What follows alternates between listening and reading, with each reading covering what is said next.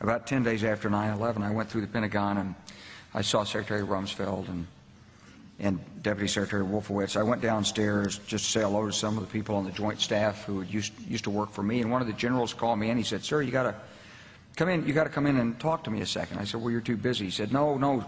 He says, "We've made the decision. We're going to war with Iraq." This was on or about the 20th of September. I said, "We're going to war with Iraq. Why?" He said, "I don't know." He said, "I guess they don't know what else to do."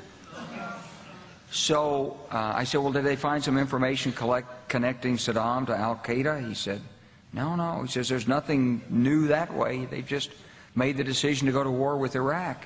He said, "I guess it's like we don't know what to do about terrorists, but we've got a good military and we can take down governments." And he said, "I guess if the only tool you have is a hammer, every problem has to look like a nail."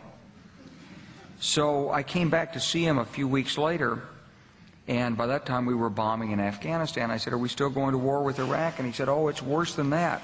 He said, he reached over on his desk, he picked up a piece of paper, and he said, I just got this down from upstairs," meaning the Secretary of Defense's office today, and he said, "This is a memo that describes how we're going to take out 7 countries in 5 years, starting with Iraq and then Syria, Lebanon, Libya, Somalia, Sudan, and finishing off Iran."